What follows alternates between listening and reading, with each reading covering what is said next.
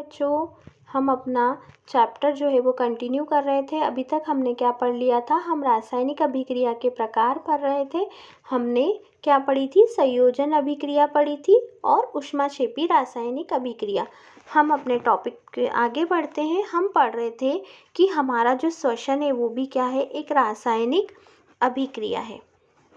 हम सभी जानते हैं कि जीवित रहने के लिए हमें ऊर्जा की ज़रूरत होती है और यह ऊर्जा हमें किससे मिलती है? भोजन से। पाचन क्रिया के समय खाद्य पदार्थ छोटे छोटे टुकड़ों में टूट जाते हैं। क्या होते हैं? जब हम लोग खाना खाते हैं तो जो पाचन की प्रक्रिया होती है, इसमें जो खाद्य पदार्थ है वो छोटे छोटे टुकड़ों में टूट जाते हैं। जैसे चावल, आलू, ब्रेड में कार्बोहाइड्रेट होता है। इन कार्बोहाइड्रेट के टूटने से ग्लूकोज मिलता है। यह ग्लूकोज हमारे शरीर की कोशिकाओं में उपस्थित ऑक्सीजन से मिलकर हमें ऊर्जा देता है। इस अभिक्रिया का विशेष नाम है श्वसन। इसे हम अध्याय 6 में और आगे कंटिन्यू आप पढ़ोगे, ठीक है। तो इसीलिए क्या होता है? हमारा खाना टूटता है, कार्बोहाइड्रेट जो है वो ग्लूकोज के फॉर्म में टूटता है। इसीलिए हम उस अभिक्रिया को क्या कहते हैं? श्वसन अभिक्रिया भी कहते हैं। चलिए, यहाँ पर आपको दिया है, जैसे आपको समीकरण के रूप में बताया है कि जो ग्लूकोज है C6H12O6, ये O2 प्लस O2, अब ये टूटा तो क्या मिलती है हमको? कार्बन डाइऑक्साइड और वाटर और एनर्जी। शाक सब्जियों वनस्पति द्रव्य का विघटन होकर कंपोस्ट बनना भी ऊष्माक्षेपी अभिक्रिया के उदाहरण है। हम लोग जो कंपोस्ट खाद बनाते हैं वो भी क्या है? सब ऊष्माक्षेपी अभिक्रिया, क्योंकि उनमें भी क्या निकलती है? एनर्जी निकलती है। क्रियाकलाप 1.1 में दी गई अभिक्रिया के प्रकार को पहचानिए। एकल उत्पाद के निर्माण ऊष्मा उत्पन्न होती है। देखो यहाँ पर क्या हो रहा है कि फेरस सल्फेट क्रिस्टल वाली परख नली को गर्म करने पर उसको जब आप सूंघते हो तो क्या होता है? क्वथन नली के खुले सिरे को अपने पड़ोसी या अपनी दीवार की ओर ना करें। गैस को धीमे से अपनी नाक की ओर रखें ताकि आपको सिर्फ खुशबू आए और वो आपके अंदर ना जाए, ठीक है। इसको आपको क्रियाकलाप से बताया गया है। एक शुष्क क्वथन नली में 2 ग्राम फेरस सल्फेट के क्रिस्टल लीजिए। फेरस सल्फेट के क्रिस्टल के रंग पर ध्यान दीजिए। क्वथन नली को बर्नर या स्पिट लैम्प की ज्वाला पर गर्म कीजिए, जैसा कि चित्र में दर्शाया। गर्म करने के पश्चात क्रिस्टल के रंग को देखिए, क्या उसमें कोई परिवर्तन आता है? क्या आपने ध्यान दिया कि फेरस सल्फेट के क्रिस्टल हरे रंग में परिवर्तित हुए हैं? सल्फर के दहन से उत्पन्न उस विशिष्ट गंध की आप सूंघ सकते हैं। कैसी स्मेल आ रही थी, है ना। ये हम लोग क्या कर रहे हैं बेटा? अब आप लोग जो सेकंड अभिक्रिया है उसको पढ़ने जा रहे हो। उसमें क्या है? वियोजन अभिक्रिया, है ना। वियोजन मतलब क्या होता है? टूटना, टूट जाना, है ना। अभी तक हमने क्या पढ़ा था? संयोजन, जिसमें 2 मिल रहे थे, अब क्या होंगे? टूटेंगे। देखिए यहाँ पर क्या हुआ है? फेरस सल्फेट लिया। इस फेरस सल्फेट को जब आपने हीट किया तो क्या हो गया? फेरिक ऑक्साइड और सल्फर और सल्फाइड, 2 चीज़ आपको यहाँ पर मिली। मतलब एक हमने लिया और हमको 3 चीज़ें मिली, तो इसको हम क्या कहेंगे? विघटन कहते हैं, या विघटन नहीं, वियोजन, वियोजन या अपघटन। आप देख सकते हैं कि इस अभिक्रिया में एकल अभिकर्वक टूटकर छोटे छोटे उत्पाद बनाता है। यह वियोजन अभिक्रिया है। गर्म करने पर फेरस सल्फेट का क्रिस्टल जल त्याग देता है और क्रिस्टल का रंग बदल जाता है। इसके उपरोक्त फेरिस ऑक्साइड सल्फर ऑक्साइड तथा सल्फर ट्राइऑक्साइड में वियोजित हो जाता है। फेरिक ऑक्साइड जो होता है वो ठोस है, जबकि फेरस और फेरस ट्राइऑक्साइड ये दोनों क्या है? गैसियस फॉर्म में होते हैं। ऊष्मा देने पर कैल्शियम कार्बोनेट का कैल्शियम ऑक्साइड तथा कार्बन डाइऑक्साइड में वियोजन होना प्रमुख वियोजन अभिक्रिया है, ठीक है। यह भी एक वियोजन अभिक्रिया है। इसका उपयोग विभिन्न उद्योगों में होता है। कैल्शियम ऑक्साइड को बुझा हुआ चूना भी कहते हैं, ये पूछा जा सकता है। इसके अनेक उपयोग हैं। एक सीमेंट उपयोग के निर्माण में होता है। इसका उपयोग सीमेंट के रूप में होता है। ऊष्मा द्वारा दी गई वियोजन अभिक्रिया को ऊष्मीय वियोजन कहते हैं। जैसे यहाँ पर जो चूने का पत्थर है उसको आपको करके बताया है। कैल्शियम कार्बोनेट को तोड़ा तो हमको क्या मिला? कैल्शियम ऑक्साइड और कार्बन डाइऑक्साइड। ऊष्मीय वियोजन अभिक्रिया का एक अन्य उदाहरण भी है। जैसे आपको यहाँ पर बताया गया, एक क्वथन नली में 2 ग्राम लेड नाइट्रेट का चूर्ण लीजिए। चिमटे से क्वथन नली को पकड़कर उसको क्या करो, जैसे आपको यहाँ पे चित्र में दर्शाया, उसको गर्म करो, है ना। उसके बाद आपने क्या परिवर्तन देखा, आप देखेंगे भूरे रंग का क्या होता है, यहाँ से ये भूरे रंग का धुआं निकलने लगता है। ठीक है। लेड नाइट्रेट का फॉर्मूला होता है ट्वाइस PbNO3 का होल ट्वाइस लेड नाइट्रेट। इसको जब आपने गर्म किया तो ये लेड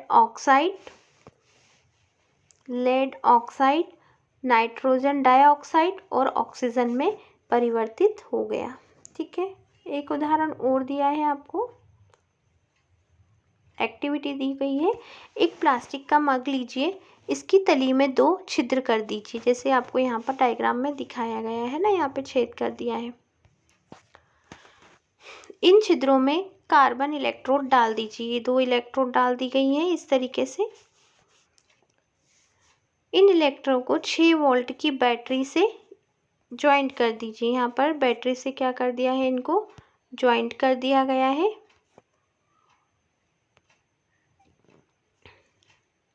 जल में तनु सल्फ्यूरिक अम्ल की कुछ बूंदें डाल दीजिए। जल से भरी 2 आंशकृत परख नलियों को दोनों कार्बन इलेक्ट्रोड पर उल्टा रख दीजिए। ये 2 नलियाँ आपको उल्टा रख के दी गई है। ठीक है। अब विद्युत धारा प्रभावित करने पर इस उपकरण में थोड़ी देर के लिए छोड़ दीजिए। दोनों इलेक्ट्रोड पर आपको क्या दिखेंगे, बुलबुले, जैसे आपको देखो ऊपर की तरफ दिखाई दे रहे।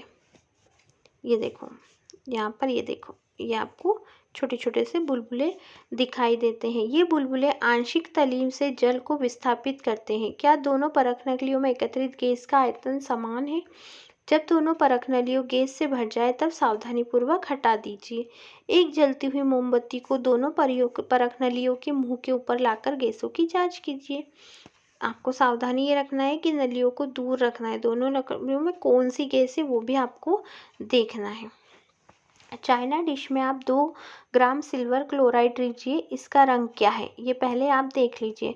उसके बाद क्या कीजिए, इस चाइना डिश को थोड़ी देर सूर्य के प्रकाश में रख दीजिए।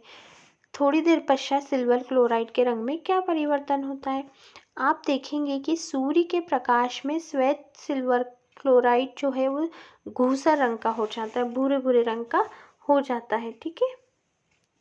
प्रकाश की उपस्थिति में सिल्वर क्लोराइड का सिल्वर तथा क्लोरीन में दोनों आपस में टूट गए हैं। ठीक है। यहाँ पर दिया है आपको सिल्वर क्लोराइड जो होता है सूर्य प्रकाश में टूट जाता है और आपको सिल्वर और क्लोराइड मिलता है। सिल्वर ब्रोमाइड भी इसी तरह, अगर ब्रोमाइड क्लोराइड की जगह ब्रोमाइड लिया होगा तो ब्रोमाइड भी इसी तरह सूर्य प्रकाश की उपस्थिति में टूट जाएगा। ऊपर दी गई अभिक्रिया का उपयोग श्यान समेत श्वेत फोटोग्राफी में किया जाता है। किस प्रकार ऊर्जा के कारण वियोजन होता है, क्या होता है इसका उपयोग श्याम श्वेत फोटोग्राफी में किया जाता है। आपने देखा होगा कि वियोजन अभिक्रिया को तोड़ने के लिए ऊष्मा, प्रकाश या विद्युत की आवश्यकता होती है। जिन अभिक्रियाओं में ऊर्जा अवशोषित होती है उन्हें ऊष्माक्षेपी अभिक्रियाएं कहते हैं। हमने देखा कि इनमें सब में हमें क्या लगी, ऊर्जा लगी, ऊष्मा, प्रकाश, विद्युत ऊर्जा की आवश्यकता हुई तो इनको ऊष्माशोषी अभिक्रियाएं कहते हैं। ठीक है। एक परख नली में लगभग 2 ग्राम का बेरियम हाइड्रोक्साइड लीजिए। इसमें 1 ग्राम अमोनियम क्लोराइड डालकर कांच की छड़ से हिलाइए। अपनी हथेली से परख नली के नीचे के सिरे को छुइए, आप कैसा महसूस करेंगे। अभी देखिए कि अभिक्रिया क्या है, ऊष्माक्षेपी है या ऊष्माशोषी है। ठीक है। जिसमें अभिक्रिया में एनर्जी निकलती है वो ऊष्माक्षेपी होती है, जिसमें एनर्जी एब्जॉर्ब होती है, अवशोषित होती है, वो ऊष्माशोषी होती है। अब हम पढ़ेंगे विस्थापन अभिक्रिया। विस्थापन अभिक्रिया, विस्थापन अभिक्रिया में क्या होता है, विस्थापन का मतलब आपको एक जगह से दूसरी जगह पर बिठा दिया गया, विस्थापित कर दिया गया। ठीक है ना। जैसे अब पढ़ते हैं हम लोग क्या होता है। लोहे की 3 कील लीजिए, इन्हें रेगमाल से रगड़कर साफ कर लीजिए। ए तथा बी से चिन्हित की हुई 2 परख नलियाँ लीजिए। प्रत्येक परख नली में 10 ml कॉपर सल्फेट का विलयन दीजिए। 2 किलो को धागे से बांधकर सावधानी पूर्वक, जैसे आपको इसमें चित्र में दर्शाया गया है उसी तरीके से लटका दीजिए। 2 किलो को धागे से बांधकर सावधानीपूर्वक परख नली के कॉपर सल्फेट के विलयन में लगभग 20 मिनट तक डुबोकर रखिए। तुलना करके देखिए कि कील का क्या होता है। 20 मिनट के पश्चात दोनों किलो पर कॉपर सल्फेट के विलयन से बाहर निकाल लीजिए। परख नली ए तथा बी में कॉपर सल्फेट के विलयन के नीले रंग का तीव्रता से तुलना कीजिए। कॉपर सल्फेट के विलयन में डूबी हुई कीलों के रंग की तुलना बाहर रखी हुई कीलों के रंग के साथ कीजिए। देखिए क्या हुआ, हमने कॉपर सल्फेट का विलयन लिया परख नली ए में, है ना, और इधर लिया परख नली बी में, है ना। अभिक्रिया का मिश्रण वी का और ए का। अब देखो क्या हुआ, कल जब जो कॉपर सल्फेट के विलयन से बाहर निकाली गई लोहे की कील इस तरीके से हो गई और लोहे की कील जो होती थी वो ऐसी हो गई। ऐसा क्यों हो गया? क्योंकि इसके ऊपर क्या हो गया है बेटा, विस्थापन हुआ है। लोहे की कील का रंग भूरा क्यों हो गया? कॉपर सल्फेट के विलयन का नीला रंग मलिन क्यों पड़ गया? इस अभिक्रिया में देखो क्या हो गया है, फेरस मतलब आयरन, आयरन का जब कॉपर सल्फेट के साथ रिएक्शन करा तो यहाँ पर जो आपका सल्फेट है वो क्या हो गया है बेटा, आयरन के साथ विस्थापित हो गया, तो उसने क्या बना लिया, आयरन सल्फेट, और कॉपर बाहर निकल गया। ठीक है, इस अभिक्रिया में आयरन ने दूसरे तत्व कॉपर को कॉपर सल्फेट के विलयन से विस्थापित कर हटा दिया। इस अभिक्रिया को विस्थापन अभिक्रिया कहते हैं, है ना। वैसे जैसे यहाँ पर देखो जिंक और कॉपर सल्फेट की अभिक्रिया हुई तो जिंक सल्फेट बन गया, कॉपर अलग हो गया। Platinum Pb lead plus CuCl2 तो क्या बन गया, लेड क्लोराइड बन गया, है ना, और यहाँ पर कॉपर अलग हो गया। जिंक तथा लेड कॉपर की अपेक्षा अधिक क्रियाशील तत्व हैं, वे कॉपर को उसके यौगिक से विस्थापित कर देते हैं। जिसकी रिएक्टिविटी ज़्यादा होगी वो क्या करेगा, दूसरे को विस्थापित कर देगा। ठीक है, जिसकी भी रिएक्टिविटी ज़्यादा होती है वो दूसरे से तत्व लेकर और उसको विस्थापित कर देगा। अभी हमने विस्थापन अभिक्रिया पढ़ी, अब हम द्विविस्थापन अभिक्रिया भी पढ़ेंगे, है ना। द्विविस्थापन अभिक्रिया क्या होती है, चलिए देखते हैं।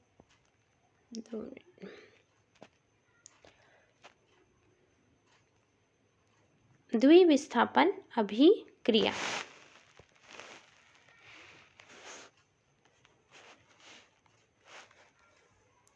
आप देखेंगे कि श्वेत रंग के एक पदार्थ का निर्माण होता है। अच्छा, इसके लिए पहले हम एक्टिविटी पढ़ लेते हैं। एक परख नली में 3 ml सोडियम सल्फेट का विलयन लीजिए। एक अन्य परख नली में 3 ml बेरियम क्लोराइड लीजिए। दोनों विलयनों को मिला लीजिए। आपने क्या देखा, देखिए आप देखेंगे श्वेत रंग के एक पदार्थ का निर्माण होता है जो जल में अविलय है, इसलिए अविलय पदार्थ को अवक्षेप कहते हैं। ऐसा पदार्थ जो जल में नहीं मिलता उसको हम क्या कहते हैं, अवक्षेप। ठीक है, अब जैसे घर में क्या करते हो, चाय बनाते हो ना, तो चाय पत्ती कभी उसमें घुलती है क्या, चाय पत्ती को तो छानना पड़ता है ना, तो वो क्या होता है, उसका अवक्षेप, है ना। जैसे सोडियम सल्फेट की रिएक्शन जब बेरियम क्लोराइड के साथ कराई तो हमें बेरियम सल्फेट और सोडियम क्लोराइड मिलता है। इसको द्विविस्थापन अभिक्रिया कहते हैं। ऐसा क्यों होता है, बेरियम 2 पॉजिटिव तथा सल्फेट 2 नेगेटिव की अभिक्रिया बेरियम सल्फेट के अवक्षेप का निर्माण होता है।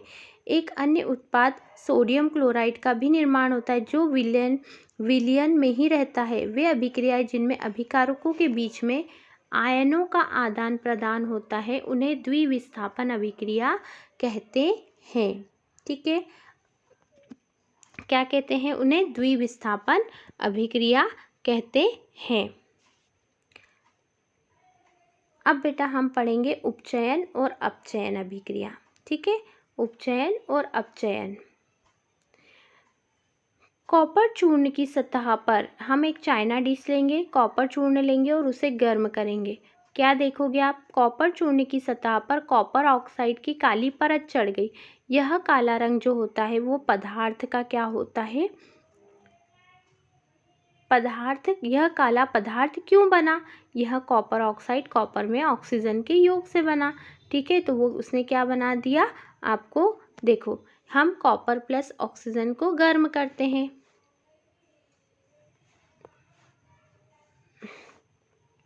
यदि इस पदार्थ में कॉपर ऑक्साइड के ऊपर हाइड्रोजन गैस प्रभावित की जाए तो सतह काली परत भूरे रंग की हो जाती, क्योंकि इस स्थिति में विपरीत अभिक्रिया संपन्न होती तथा कॉपर प्राप्त होता है। क्या होता है, इसमें जो हाइड्रोजन है वो ऑक्सीजन से जुड़ जाता है और कॉपर बाहर निकल जाता है, जैसे आपको इस अभिक्रिया में दिखाई दे रहा होगा। अभिक्रिया के समय जब किसी पदार्थ में अभिक्रिया के समय ध्यान से पढ़ना, अभिक्रिया के समय जब किसी पदार्थ में ऑक्सीजन की वृद्धि हो जाती है तो कहते हैं कि उसका उपचयन हुआ है, तथा ऑक्सीजन में किसी पदार्थ में ऑक्सीजन का हास्य होता है, मतलब नुकसान होता है, तो वो अपचयन कहलाता है। जब किसी अभिक्रिया में ऑक्सीजन की वृद्धि होती है तो उसको उपचयन कहते हैं। अगर ऑक्सीजन की कमी होती है तो उसको अपचयन कहा जाता है।